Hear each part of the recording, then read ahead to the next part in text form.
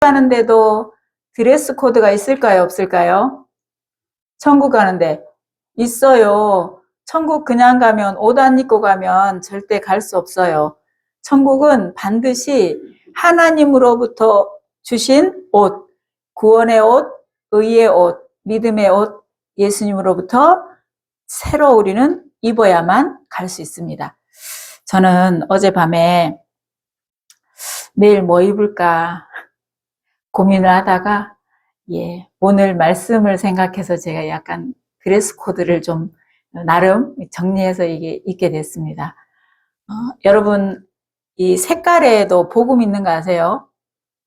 우리가 태어날 때, 여러분 태어날 때 무슨 옷 입고 태어났어요? 무슨 옷? 없어? 어제 목사님이 가죽 옷 입고 나왔다고? 성경적으로 하면 죄의 옷 입고 나왔습니다. 맞습니까? 태어날 때 누가 아무도 주지 않아도 엄마 뱃속에서 그냥 슝 나올 때 우리는 이미 죄의 옷을 입고 나왔어요. 그쵸? 이 죄의 옷을 입은 채로 그냥 죽으면 어디 가요? 지옥에 가요. 그러니까 우리는 옷 한 벌을 새로 입어야 돼요? 안 입어야 돼요? 돈 주고 살 수 없어요. 그쵸? 대통령이 저 권력으로 그 옷 내놔 해도 그거 받을 수 있어요? 없어요? 우리나라에 제일 돈 많은 이재용 씨가 내 재산 다 줄 테니까 그 옷 한 벌 주세요 하면 그거 살 수 있어요? 없어요? 없어요. 근데 우리는 그 옷 있어요? 없어요? 그러니 우리가 저 대통령이나 돈 제일 많은 사람보다 내가 더 어떤 사람이다? 부유하고 자족하고 하나님의 자녀된 권세를 가진 대단한 사람이다라는 걸 여러분이 꼭 아시고 그 기본 이 하나님의 자녀된 권세 아래 이 당당한 믿음, 담담한 믿음으로 나아갔으면 좋겠습니다. 우리가 태어날 때 입은 옷은 죄의 옷이기 때문에 무슨 색깔 같아요? 죄의 옷, 검은색. 맞습니다. 아이들에게 복음을 전할 때 색종이로 복음을 전하는 게 있는데요. 죄의 옷 입었어요. 그쵸? 이 까만색 옷을 입고 나왔어요. 그러면 그 옷이 바뀌려면 무슨 색깔 옷 입어야 돼요? 빨간색 옷 입어야 돼요. 예수님의 피로 모두 머리끝부터 발끝까지 우리가 빨갛게 예수님의 피의 옷으로 덮어야 돼요. 우리 죄가 가려야 되죠. 빨간색을 덧입는 거예요. 까만색이 없어지는 게 아니에요. 그 까만색이 덮이는 거예요. 보혈로. 예수님의 보혈로 덮었어요. 덮어지고 나면 이제 우리가 무슨 색 될 것 같아요? 하얀색. 너희 죄 흉악하나 눈과 같이 되리라. 그랬죠. 우리는 그래서 예수님의 보혈로 우리의 죄를 덮고 나면 하나님 편에서는 우리를 하얀색으로 봐줘요. 죄 없다 이렇게 인정해줘요. 그 사람에게 이제 입는 옷이 무슨 옷일까요? 무슨 색? 혹시 아는 사람? 새 생명.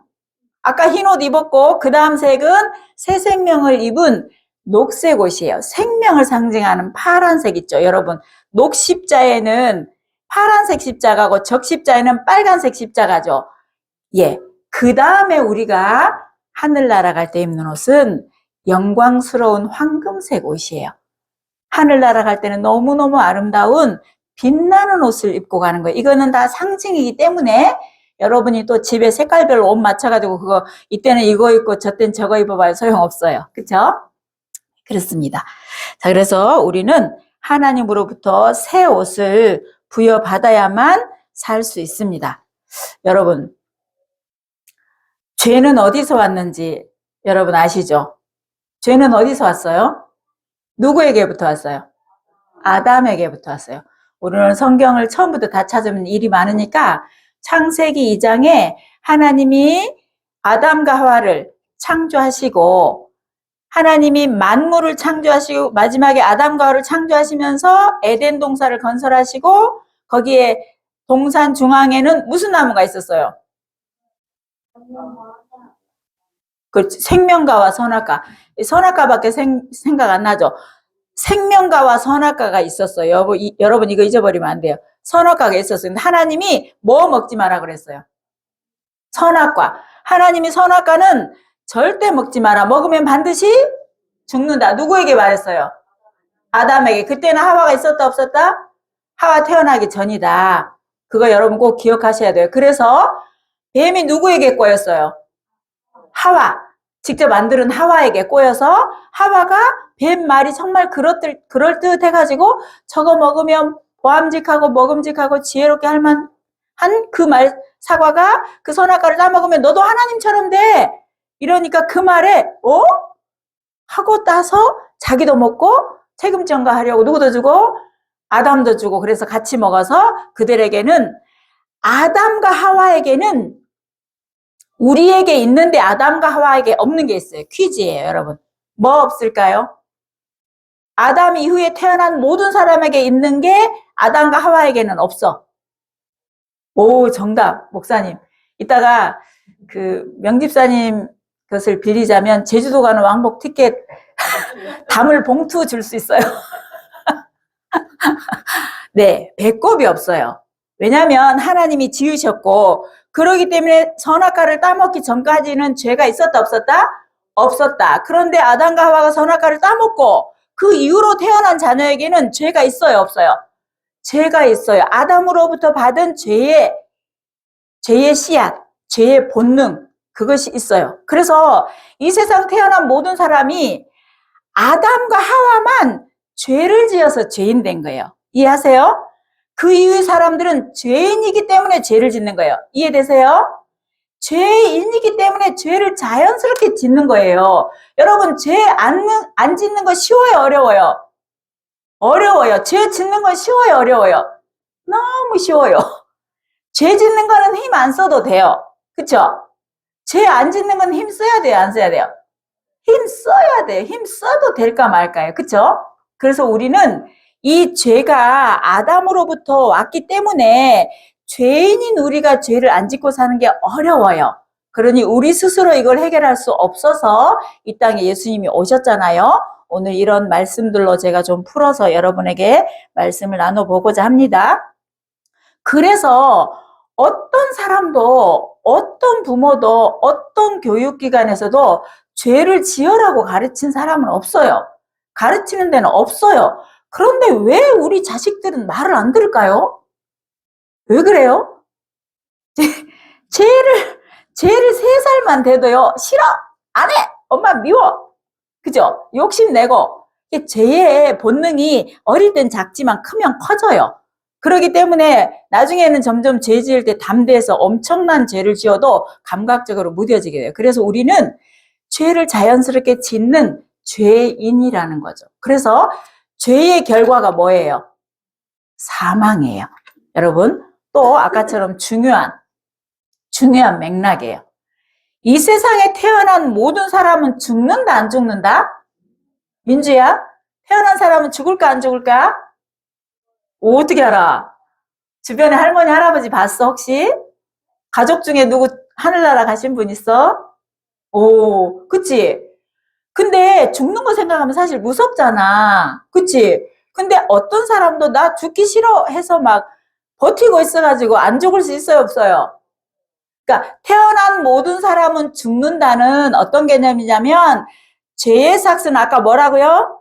사망이다. 그러니 태어난 모든 사람은 뭐이기 때문에 죽는다? 죄인이기 때문에 죽는다. 그러니까 죽음은 죄의 결과다가 정의예요. 이해 가시죠? 이건 제 얘기 아니에요. 성경에 이렇게 나와 있죠. 그래서 죄의 결과로 죽음이 와서 죄와 사망으로 갈 수밖에 없는 우리 인생에게 반드시 예수님으로부터 새로운 옷을 부여받지 않고 덧입지 않고는 우리가 천국을 갈 수 없는 존재적으로 죄인인 걸 여러분이 기억하시고 아셔야만 천국 가는 길을 얻을 수 있습니다. 자, 우리 성경 하나 보겠습니다. 성경을 어디를 보느냐 하면 성경 보기 전에 제가 하나 지난 몇 년 전에 있었던 걸 얘기하자면 성경 보면 마태, 마가, 누가, 요한복음에 여러분 설명으로 들어도 다 알아듣는 얘기입니다. 천국 초대하는 예수님이 천국 잔치에 초대하는데 너무너무 맛있는 진수성찬을 해놓고 종들에게 말합니다. 내가 천국 잔치를 베풀었으니 모두 와라. 모두 와서 이 잔치에 참여해라 하니까 사람들이 많이 왔을까요? 안 왔을까요? 어디 갔어요, 다?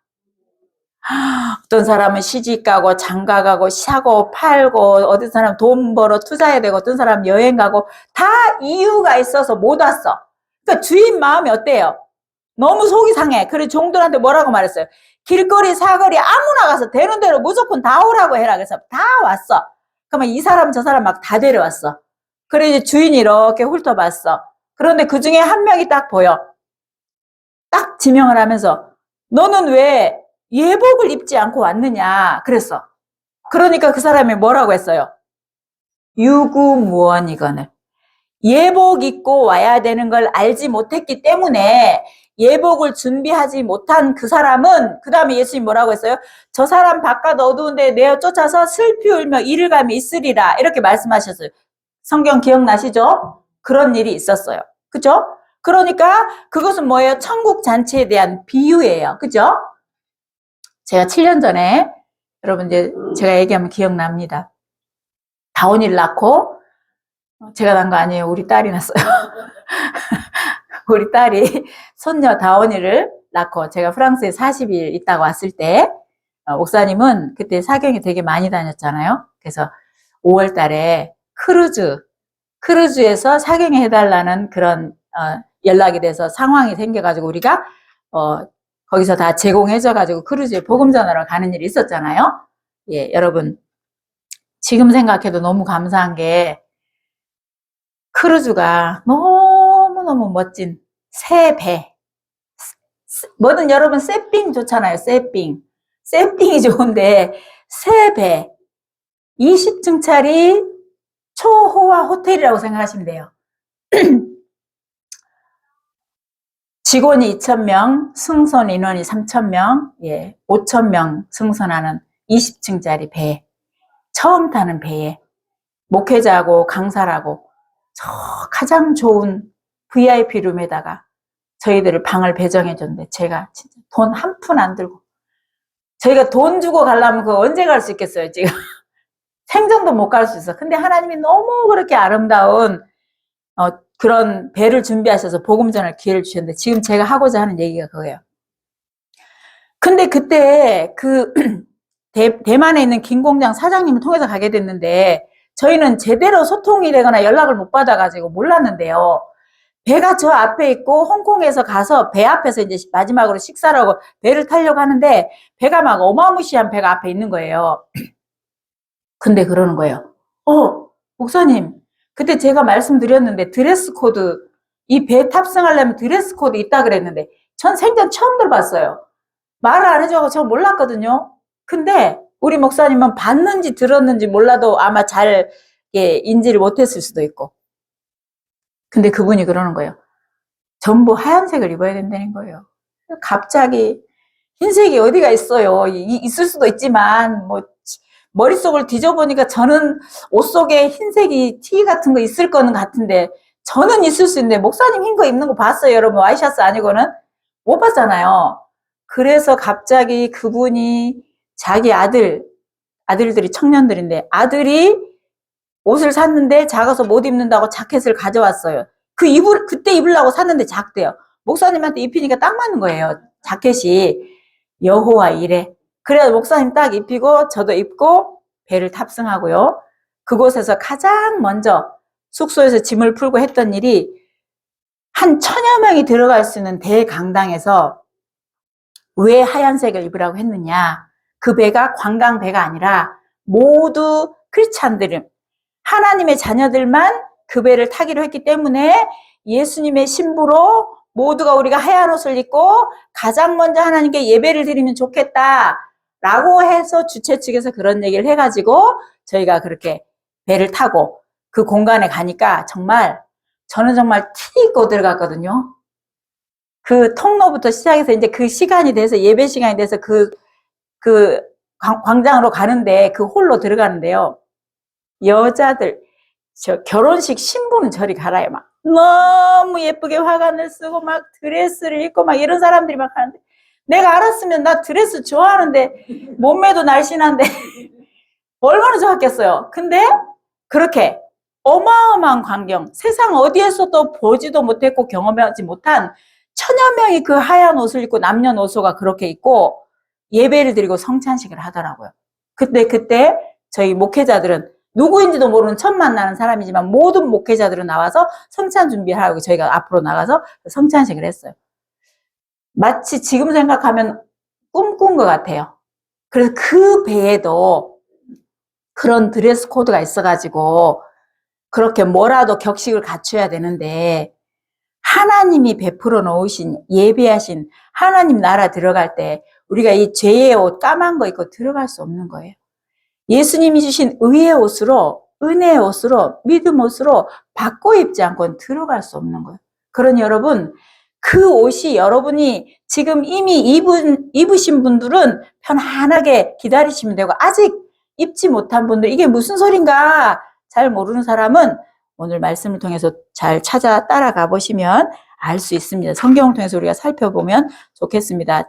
자, 로마서 보겠습니다. 로마서 11장. 로마서 11장. 5장입니다. 5장 11절. 이 성경의 모든 내용이 함축되어 있기 때문에 제가 이 로마서 보는 것으로 다른 성경을 덜 찾기로 합니다. 로마서 5장. 찾으셨으면 11절부터 21절까지 한 절씩 교독합니다. 11절부터 21절까지 12절부터입니다.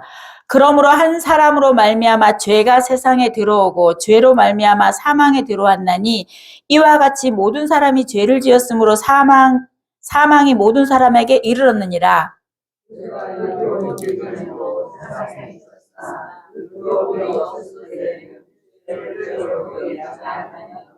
그러나 아담으로부터 모세까지 아담의 범죄와 같은 죄를 짓지 아니한 자들까지도 사망이 왕노릇하였으니 아담은 오실 자의 모형이니라. 그러나 이 세상은 그 범죄와 같지 아니하니 곧 한 사람의 범죄로 인하여 많은 사람이 죽었은즉 더욱 하나님의 은혜와 또한 한 사람의 예수 그리스도의 은혜로 말미암아 선물은 많은 사람에게 넘쳐납니다. 또 이 선물은 범죄한 한 사람으로 말미암은 것과 같지 아니하니 심판은 한 사람으로 말미암아 정죄에 이르렀으나 은사는 많은 범죄로 말미암아 의롭다 하심의 이름이니라. 한 사람의 범죄로 말미암아 사망이 더욱 은혜와 의의 선물을 넘치게 하는 자는 한 분 예수 그리스도를 통하여 생명 안에서 왕노릇 하리라. 그런즉 한 범죄로 많은 사람이 정죄에 이른 것 같이 한 의로운 행위로 말미암아 많은 사람이 의롭다 하심을 받아 생명에 이르렀느니라. 한 사람이 소유하지 아니하고 많은 사람이 죄에 이른 것 같이 한 사람이 소유하시고 많은 사람이 율법이 들어온 것은 범죄를 더하게 하려 함이 아니라 그러나 죄가 더한 곳에 은혜가 넘쳤나니 이는 죄가 사망 안에서 왕노릇함 같이 은혜도 또한 의로 말미암아 왕노릇하여 우리 주 예수 그리스도로 말미암아 영생에 이르게 하려 함이라. 아멘. 이 말씀은 여러분이 너무 많이 보셔서 잘 알고 계십니다. 여기에 다 그냥 이 몇 절에 다 나와 있죠. 한 사람 아담으로부터 죄가 들어왔으니까 이 죄를 온 인류가 죄인이 되었잖아요. 이 온 인류가 죄인이 되었는데 이 온 인류의 죄를 없이 하는데도 몇 사람이면 돼요? 한 사람이면 돼요. 한 사람 누구예요? 예수 그리스도께서 이 땅에 오셔서 십자가에 죽고 부활하시면서 우리의 모든 죄를 다 갚으셨고 죄와 사망에서 우리를 해방했다고 성경 곳곳에 기록을 해놨습니다. 지금 봤던 말씀도 이렇게 한 사람의 불순종으로 죄가 들어왔지만 한 사람 예수님의 순종으로 의가 우리에게 들어와서 그 예수님이 하신 일을 믿는 우리에게는 의롭다 하심을 받은 자 되었느니라 라고 성경에 기록이 되어 있습니다. 옆에 있기 때문에 6장 23절 보겠습니다. 우리 눈으로 성경을 확인하도록 하겠습니다. 자, 6장 23절 다 같이 시작. 죄의 삭은 사망이요 하나님의 은혜는 그리스도 예수 우리 주 안에 있는 영생이니라. 아멘. 여러분, 죄의 삭은 사망이지만 예수 안에서는 영생입니다. 너무나 극명하죠. 하나님은 우리에게, 여러분, 하나님이 세상을 창조하실 때 뭘로 창조했어요? 아니, 사람을 흙으로 했지. 그죠? 그죠? 말씀으로 창조했죠. 말씀 한마디로 빛이 있으라니 빛이 있었고, 그죠? 1장 1절에 가장 먼저 태초에 하나님이 천지를 창조하시니라 빛이 있으라 하시매. 여러분, 그런데 사람은 하나님이 말로 안 하고 뭘로 만들었어요? 흙으로 신경 써서 조물조물 아주 그냥 어디다 눈, 코, 입을 붙이고 어디다가 뭐를 할까 신경 써서 하나님의 형상, 하나님의 형상인 영, 그 하나님의 영을 우리에게 생기로 불어 넣어줘서 우리가 살아있는 사람이 되었습니다. 그러니 하나님이 창조한 모든 만물 중에 영이 있는 존재는 누구뿐이다? 사람뿐이다. 그러니 하나님이 우리를 격상시켜서 하나님의 수준으로 끌어올려서 사랑의 대상으로 만드셨다라고 우리 알고 있잖아요. 왜 하나님은 이런 우리에게, 죄가 들어온 우리에게 말씀 한마디로 이 세상에 있는 모든 죄는 없어져라 라고 하지 않으셨을까요? 죄를 그냥 말로 없애지 않고. 왜 그랬어요? 하나님은 당신이 약속하신 것을 당신 스스로 이행하기 위해서입니다. 성경 좀 찾아봅니다. 히브리서 9장 23절. 히브리서 9장 신약성경. 히브리서 9장 신약성경 362페이지. 히브리서 9장 22절입니다. 22절 찾으셨으면 22절 시작. 율법을 따라 거의 모든 물건이 피로써 정결하게 되나니 피 흘림이 없은즉 사함이 없느니라. 피 흘림이 없은즉 사함이 없느니라. 레위기서 17장 11절에는 뭐라고 돼 있냐면 생명이 피에 있다 이렇게 돼 있어요. 그 여러분 그냥 우리가 생각하면 다 아는 얘기예요. 그렇죠? 여러분 피를 많이 쏟으면 죽지만 우리의 피가, 이 죄의 피가 예수님의 피로 수혈되지 않으면 안 되는 거예요. 예수님의 피로 바꾸지 않으면 안 되는 거예요. 그래서 우리에게는 이 예수님이 하나님이 한마디 말씀으로 하지 않으시고 하나님이 약속하신 게 죄의 삭은 사망이며 모든 사람의 생명은 피에 있는데 그 피가 더러우니 그 피를 하나님이 바꾸셔야 하기 때문에 당신이 언약한 것들을 하나님이 그대로 지키시기 위해서 이 언약을 그대로 실행하신 겁니다. 자, 에베소서 한번 볼까요? 에베소서 1장 7절. 에베소서 1장 7절. 찾으셨으면 1장 7절 신약성경 310페이지 다 같이 읽겠습니다. 시작. 우리는 그리스도 안에서 그 은혜의 풍성함을 따라 그의 피로 말미암아 속량 곧 죄 사함을 받았느니라. 아멘.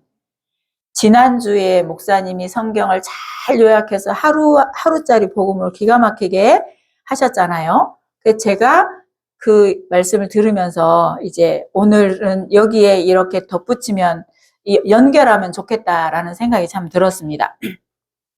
이미 여러분 아시는 대로 예수님이 십자가에 죽으시고 3일 만에 부활한 건 다 아시죠? 그리고 그 예수님이 죽고 부활하시면서 다 이루었다 해서 우리 죄를 영원히 갚으심도 우리는 압니다. 염소와 송아지 피로 하지 아니한 것도 우리는 압니다. 그러니까 오늘 이 말씀 뭐예요? 예수 안에서 그의 은혜의 풍성함을 따라 그의 피로 말미암아 속량 곧 죄사함을 받았느니라. 이미 죄사함을 받았다고 기록했습니다. 어떤 사람에게? 이 사실을 믿는 사람에게 죄사함을 받았습니다. 이 죄사함이 믿어진 자에게 우리는 예수의 옷, 은혜의 옷, 믿음의 겉옷을 입었다라는 것을 우리는 성경을 통해 알 수 있습니다. 여러분, 그래서 예수님께서는 우리에게 예수님과 우리 자리를 바꾸셨어요, 여러분. 우리는 원래 죄예요, 의예요. 우리 본성은 죄이잖아요. 그런데 예수님이 이 세상 모든 사람의 죄를 세례 받으실 때에 가져갔잖아요. 그 요한복음 1장 29절에 온 세상 죄를 담당한다고 기록이 돼 있잖아요. 그러니까 온 세상의 죄를 예수님이 뒤집어 썼기 때문에 예수님은 죄덩어리가 됐고 우리의 모든 죄도, 나의 모든 죄도 거기다가 전가시켰기 때문에 이제 나에게는 죄가 아닌 의가 임한 거예요. 그래서 그 의가 나의 것이 되고 예수님은 죄가 되고 저에게는 의가 됐잖아요. 그 자리를 바꾼 거예요, 여러분. 여러분 옛날에 그런 거 있었죠. 왕이 왕궁을 떠나서 그 신분, 그 평민에 오다고 받고 있고 돌아다니니까 평민들이 알아요, 몰라요? 못 알아보고 그 평민이 왕복을 입고 있으니까 그가 왕인 줄 알죠. 자리 바꿈 했잖아요. 우리도 예수님하고 우리하고는 이 자리 바꿈을 했어요. 그러니까 내가 죽어야 될 자리에 예수님이 죽게 되고 내가 받아야 될 심판을 예수님이 대신 받게 된 거잖아요. 예수님이 대신 갚으시고 담당하셔서 우리에게는 의가 되고 우리에게는 생명이 되고 우리에게는 영생이 들어왔다는 거 우리 말씀을 통해 봤습니다. 성경 하나 볼까요? 고린도후서 15장입니다. 고린도후서 15장.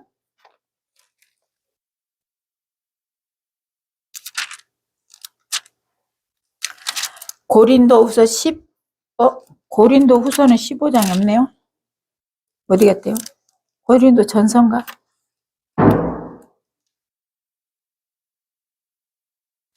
잠시만요. 이런 일이 있군요. 전서로 가볼게요. 전서. 맞습니다.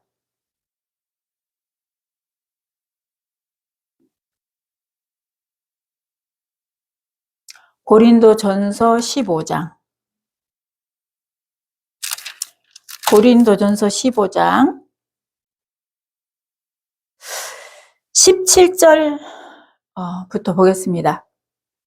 그리스도께서 다시 살아나신 일이 없으면 너희의 믿음도 헛되고 너희가 여전히 죄 가운데 있을 것이요 또한 그리스도 안에서 잠자는 자도 망하였으리라. 만일 그리스도 안에서 우리가 바라는 것이 다만 이 세상 삶뿐이면 모든 사람 가운데 더욱 불쌍한 자이리라. 그러나 이제 그리스도께서 죽은 자 가운데서 살아나사 잠자는 자들의 첫 열매가 되셨도다. 사망이 한 사람으로 말미암았으니 죽은 자의 부활도 한 사람으로 말미암느니라. 22절 같이 읽겠습니다. 시작. 아담 안에서 모든 사람이 죽은 것 같이 그리스도 안에서 모든 사람이 삶을 얻으리라. 아멘. 아까 로마서하고 연결될 말씀입니다.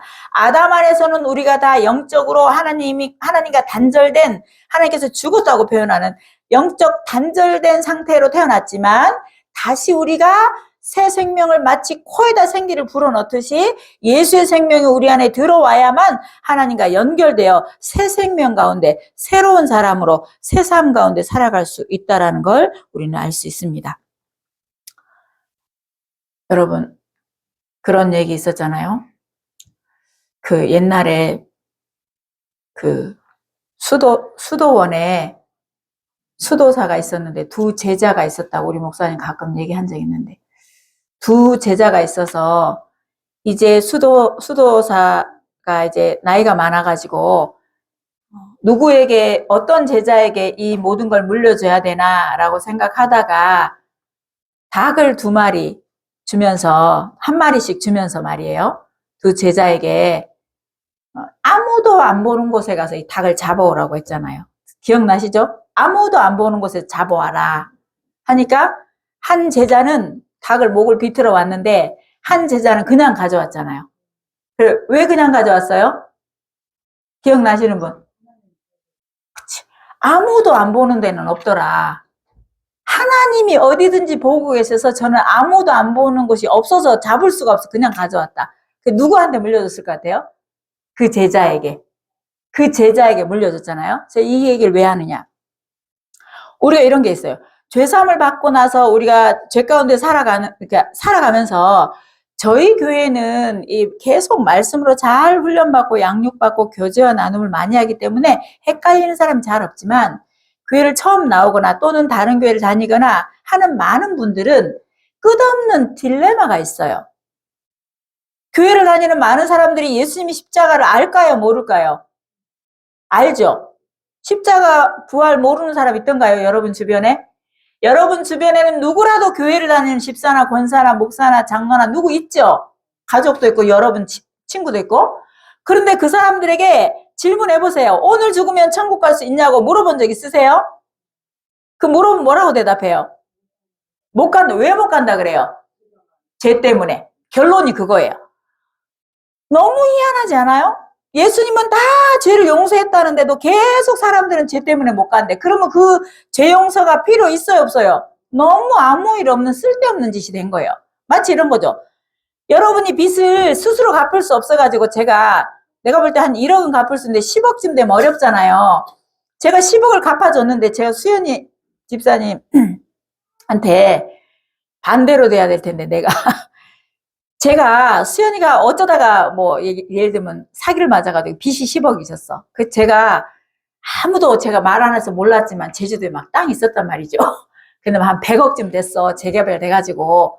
그 내가 그걸 팔아가지고 수연이 저 전전긍긍하는 걸 보고 팔아가지고 제가 10억을 갚아줬어요. 근데 계속 수연이가 못 믿겠다는 거죠. 네가 돈이 어디 있냐. 계속 안 믿으면 수연이는 빚쟁이에요, 아니에요? 나는 다 갚았는데 그 10억 헛일이에요, 아니에요? 헛일이죠. 갚았다는 걸 믿어야 되죠. 믿으려면 도저히 안 믿으면 제가 뭐 보여주면 된다고요? 영수증 보여주면 된다고. 영수증 보여주고 그 사람 대면해주지 뭐 그것도 안 되면 막 잡아다가 그냥 그 사람 봐봐라 삼자다면 해주는 거. 여러분이 주변 사람들에게 예수님은 이미 2000년 전에 용서하시고 우리에게 영원한 속죄를 이루시고 사망에서 생명으로 옮기시고 아까 여기 말씀처럼 모든 사람이 예수 안에서 생명 안에 들어오도록 이미 다 해놓은 것을 이걸 알지 못해서 또는 이게 믿어지지 않아서 여태 죄하고 씨름하고 고민하는 건 너무 안타까운 일이에요. 그걸 믿어지지 못하도록 하는 게 뭐예요? 사단이에요. 영적 세계의 사단이에요. 그러니 여러분 어떻게 얘기해 줘야 되냐. 그리고 우리는 어떻게 알아야 되냐. 다 아시지만 영원한 속죄함을 받았다고 해서 죄의 본성이 사라진 게 아니잖아요. 그렇죠? 그러니 우리가 살면서 여전히 아무리 노력해도 죄를 지울 수도 있다 해요. 지어서 된다가 아니라 어쩔 수 없어. 인간이 연약하니까 이건 합리화예요. 그러나 죄의 자리에서 떠나려고 힘을 쓰고 말씀 따라 예배 자리에서 교제하면서 살아가면 죄가 멀어지죠. 지금 여러분 자신 한번 살펴보세요. 옛날하고 많이 변했어요? 안 변했어요? 엄청 변했죠. 정인호 선생님 이번에 베트남 가니까 동생들이 많이 변했다고 하던가요? 엄청난 일이 있었겠지만 우리가 또 후기를 다음에 또 꼭 들어보도록 하겠습니다. 어쨌거나 같이 사는 사람은 덜 느낄 수도 있고 같이 사는 사람이 가장 잘 느낄 수도 있어요. 그죠? 그런 특이한 것이 있습니다. 너무 잘 알기도 하지만 너무 잘 알아가지고 여전히 우리 마누라가 그대로고 우리 남편이 그대로인 것 같지만 또 한편으로 생각하면 가장 많이 민감하게 알 수 있는 게 그거예요. 그러니 여러분 이렇게 이해하시면 좋겠습니다. 이해를 돕자면 혜승의 혜건이가 방 청소할 수 있어요? 없어요? 없죠? 아직 못하죠? 그러니까 누가 해줘야 돼? 엄마가 계속 해줘야 되죠. 엄마가 계속 해줘. 근데 신이 정도 되면 청소할 수 있어요? 없어요? 있죠. 그때부터 누가 해야 돼요? 자기가 해야 돼. 그런데 가끔 방이 어지러질 때도 있어요? 없어요? 한 번 치웠다고 절대 안 어지러지는 건 아니죠. 어지러질 수 있지만 뭐 하면 돼요? 치우면 돼요.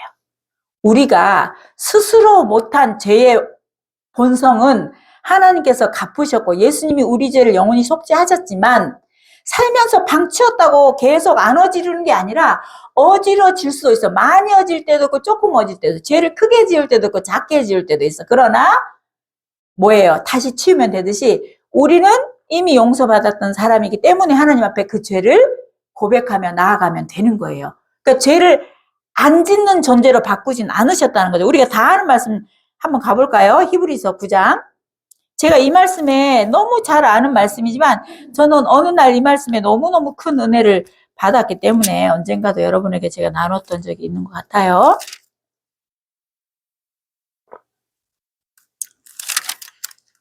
9장 12절 우리 다 아시는 12절 같이 읽을게요. 시작.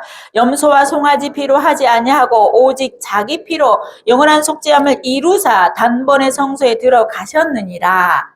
제가 어느 날 왜 영원한 속죄가 필요했을까를 생각해 볼 때 제가 지금 30년 거듭나고 지금 30년인지 33년인지 이제 숫자를 31년이에요?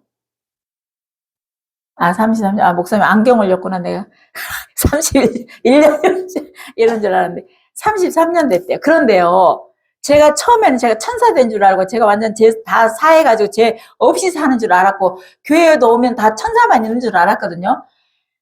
애나 똑같더라고요. 내가 나를 봐도 똑같고 교회 성도도 똑같고 그냥 어떤 면으로는 많이 변하고 있지만 어떤 면으로는 내 그 모양이에요. 그래서 여러분들, 여러분 남편이나 아내나 새끼들이나 성도들이나 저나 목회자나 뭐 다르지 않아요. 그러니 우리는 그런 본능을 가지고 있지만 그것을 당연시 여기지 않고 죄를 거슬러 가야 되니까 어떻게 해야 돼요? 힘써야 돼요. 힘써야 죄를 이길 수 있어요. 여러분, 헬스 해보신 분 아시죠? 근력 운동 할 때 우리 승현이 제일 잘 알겠네.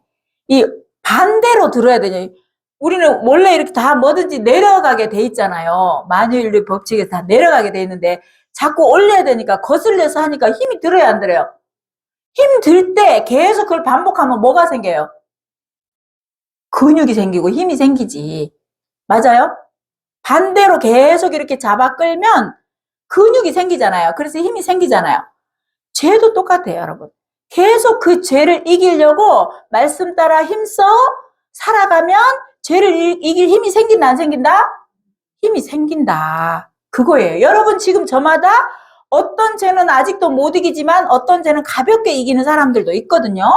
점점 우리에게는 믿음의 근육이 생겼다는 얘기예요. 그래서 그런 거예요. 아까 이 9장 12절은 우리가 아무리 노력해도 죄를 전혀 안 짓고 살 수 없는 존재적인 죄인인 걸, 죄의 본성이 죽을 때까지 가져가는 걸 우리를 창조하신 하나님이 아셨기 때문에 하나님 편에서 완성된 죄사함을 허락해 놓으신 거예요.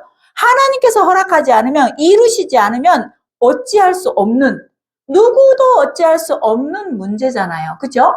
생명하고 직결된 거잖아요. 그러니 하나님 편에서 우리를 사랑하셔서 그 죄를 다 해결하셨다는 거예요. 영원한 속죄함은 그러니까 해놓은 거예요. 네가 아무리 노력해도 스스로 의로워질 수 없어. 너는 한계에 부딪혀. 죄를 점처럼 흠처럼 하나도 안 지을 순 없어. 어떤 경우가 죄의 기회가 오면 죄를 지을 수밖에. 여러분 혼자 가만히 있으면 죄 지을 일이 별로 있어요, 없어요? 뭐 띵가띵가 음악 틀고 성경 보고 말씀 틀어놓고 찬양 틀고 무슨 죄 지을 일이 얼마나 있어요?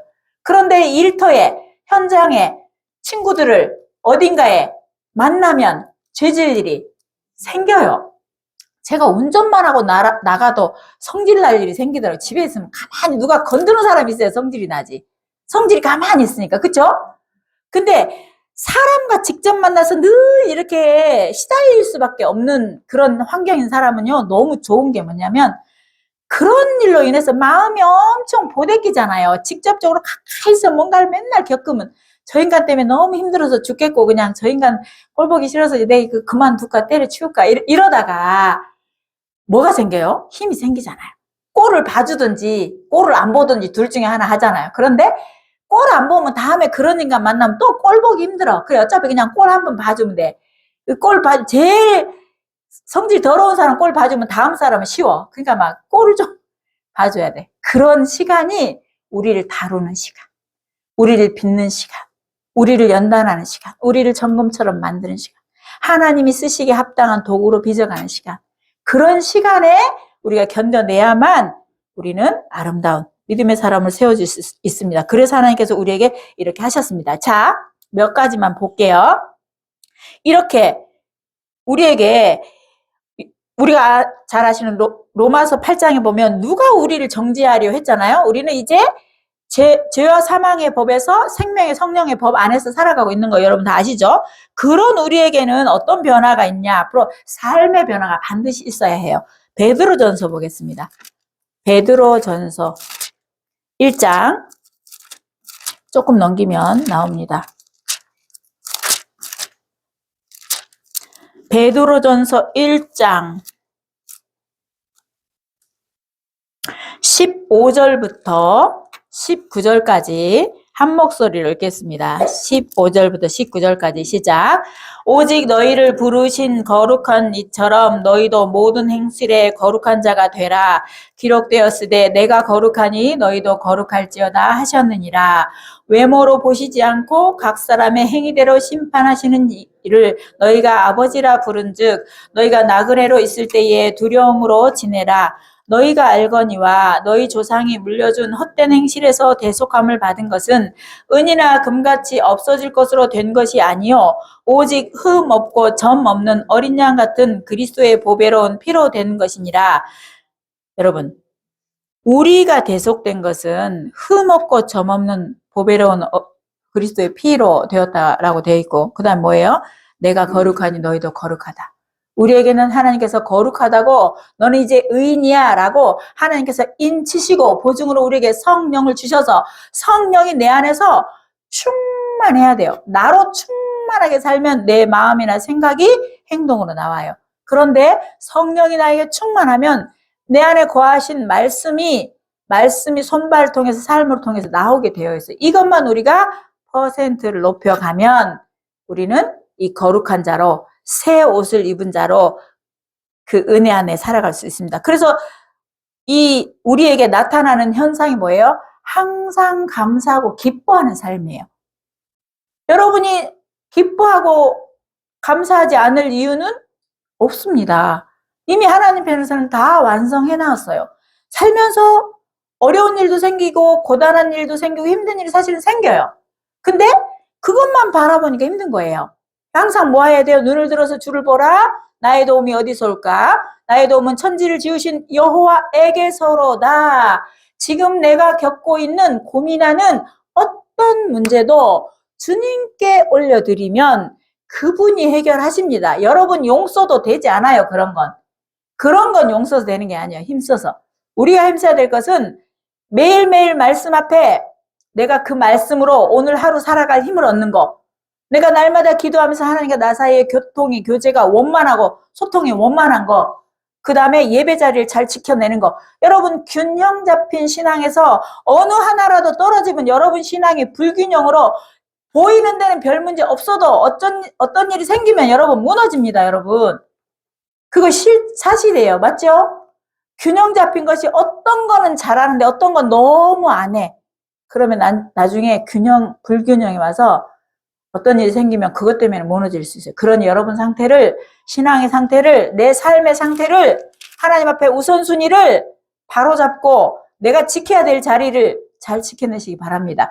그 지켜내는 것들이 여러분을 지킨다는 걸 알아야 돼요. 내가 밖에서 내 힘으로 뭔가를 다 하려고 하지 말고 하나님이 하라는 걸 우선순위를 하고 있으면 내가 해야 될 것은 하나님이 해주셔야 쉬운 거예요, 여러분.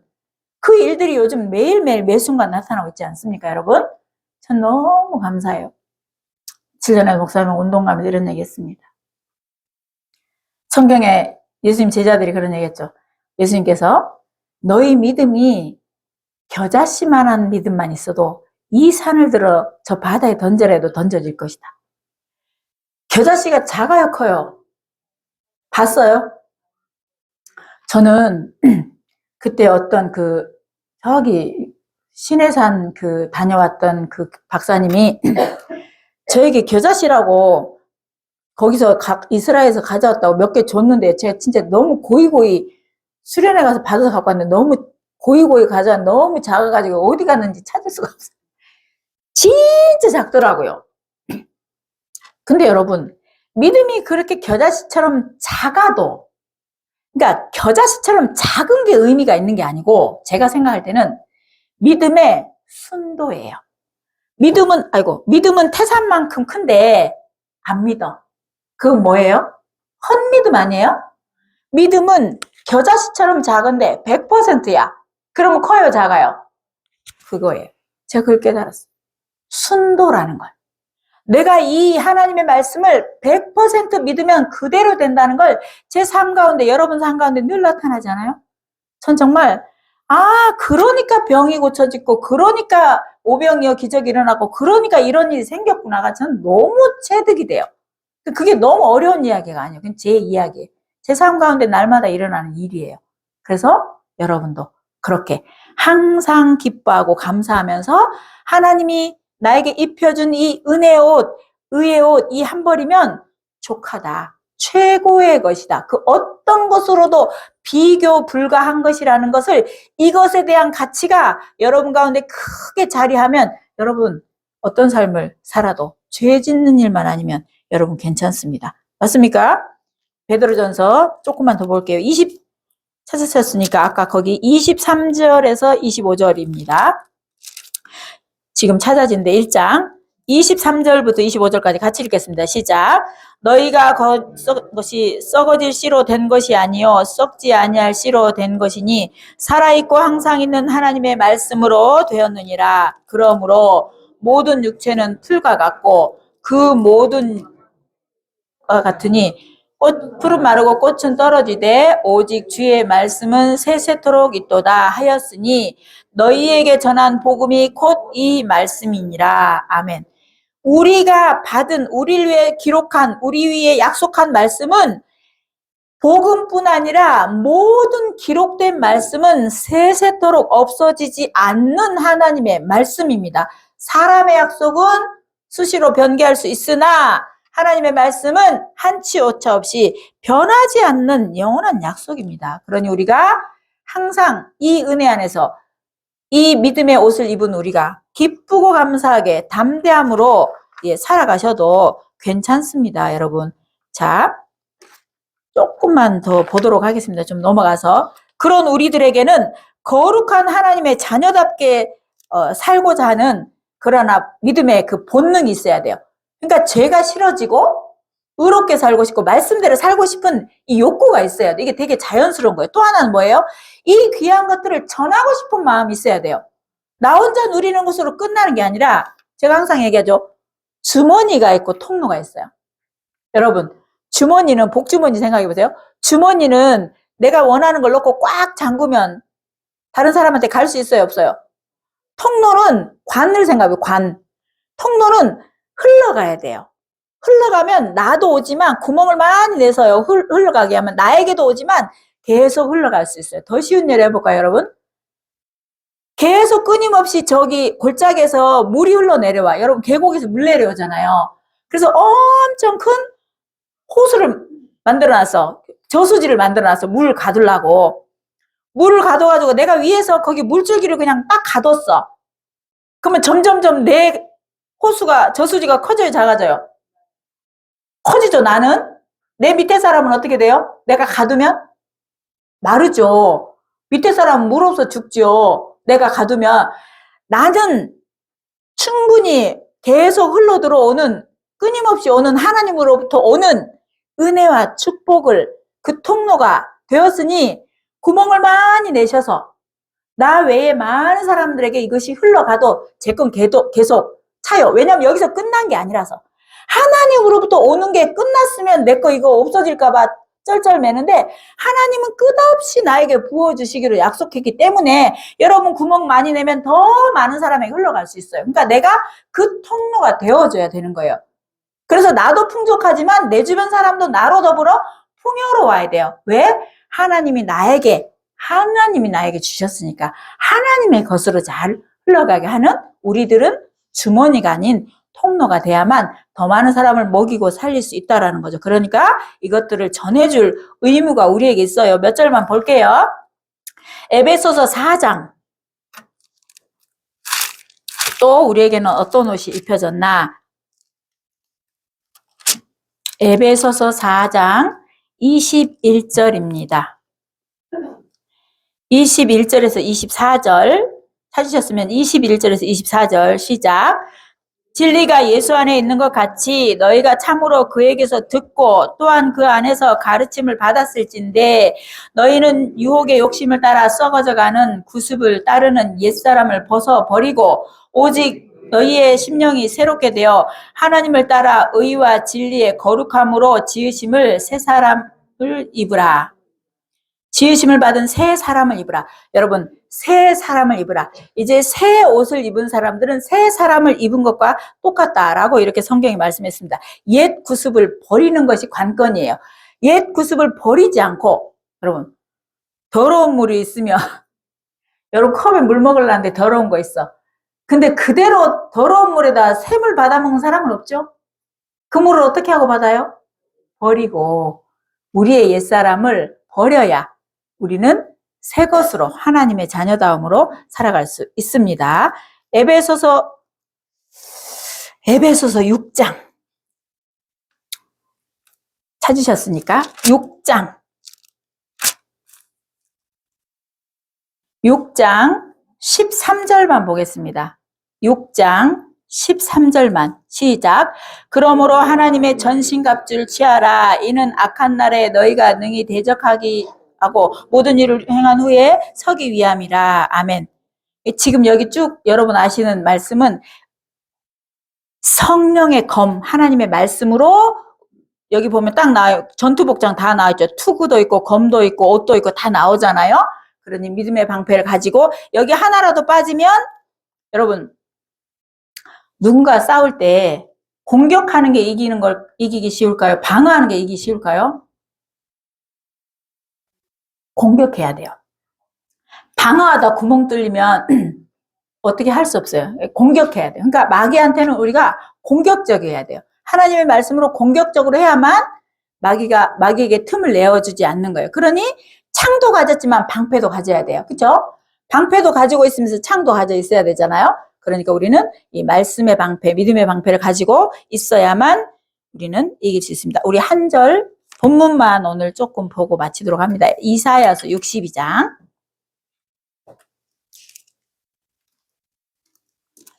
이사야서 61장이네요. 61장 다 보지 않고 10절부터 11절까지만 보겠습니다. 이사야서 61장 10절에서 11절 한 목소리로 읽겠습니다. 시작. 내가 여호와로 말미암아 크게 기뻐하며 내 영혼이 나의 하나님으로 말미암아 즐거워하리니 이는 그가 구원의 옷을 내게 입히시며 공의의 겉옷을 내게 더하심이 신랑이 사모를 쓰며 신부가 자기 보석으로 단장함 같게 하셨으니 땅이 싹을 내며 동산이 거기 뿌린 것을 움돋게 함같이 주 여호와께서 공의의 모든 나라 앞에서 솟아나게 하시리라. 아멘. 여기 아까는 찬송의 옷이라는 말도 있었어요. 그러니까 우리가 이제 어떤 옷을 입고 살아야 되는지, 어떤 옷이 우리에게는 주어져 있는지 그 옷은 하나님이 우리에게 주셨습니다. 주셨으니 그 옷을 입고 우리가 그 은혜 가운데 날마다 믿음으로 살아가는 여러분들이 되셨으면 좋겠습니다. 기도하겠습니다. 우리를 사랑하시는 좋으신 하나님, 오늘도 우리에게 은혜의 말씀으로 가르치시고 깨우쳐 알게 하시며 이 말씀을 품고 살아갈 수 있는 믿음의 힘을 주신 하나님께 진실로 감사를 드립니다. 태어날 때 아무도 의도하지 않았어도 본능적으로 죄의 옷을 입고 태어난 근원적인 죄인인 우리들이 스스로 죄를 어찌할 수 없는 존재인 것을 성경을 만날 때 비로소 알게 되어 내가 죄인인 것을 알게 되고 말씀 안에서 내가 죄와 사망으로 영원히 지옥 갈 수밖에 없는 존재라는 것도 알게 되어 하나님은 그대로 그렇게 죽어서 지옥 가기를 원하시는 것이 아니라 그런 인생들을 사랑하시어서 우리의 죄를 하나님 편에서 영원토록 갚으시기 위해 이 땅에 사람의 몸을 입고 오신 예수 그리스도께서 우리를 위해서 죽고 부활하시면서 나의 죄를, 인류의 죄를 영원히 갚으시고 죄 없다 하시며 우리에게 은혜의 옷, 구원의 옷, 믿음의 옷, 의의 옷을 입혀주셔서 이제 주님 앞에 천국 가는데 부끄럽지 않게 천국 가기에 예복이 준비되어 우리는 언제라도 이 옷을 믿음으로 입고 주님 앞에 당당하고 담대하게 나아갈 수 있는 귀한 은혜와 축복을 허락하신 하나님께 진실로 감사를 드립니다. 우리 한 것이 아무것도 없습니다. 그러나 하나님, 믿음으로 모든 것들을 얻게 하시고 믿어진 우리들이 이제 항상 기뻐하고 감사하며 살아가게 하시고 하나님의 말씀 따라 주님이 거룩하시니 우리도 거룩하다고 말씀하셨으니 그 거룩함을 쫓아 죄를 떠나고 죄의 자리를 떠나 은혜의 자리, 예배의 자리, 말씀의 자리, 기도의 자리여서 우리가 그 거룩함을 쫓아 사는 힘을 길러낼 수 있도록 하나님 도와주시며 우리에게 명령하신 이제 이것이 나에게서 끝나지 않고 많은 사람들에게 흘려보내는 통로가 되어 복음을 전하고 더 많은 사람을 살려내는 일로 우리 함께 하시고 인도하시기를 간절히 기도합니다.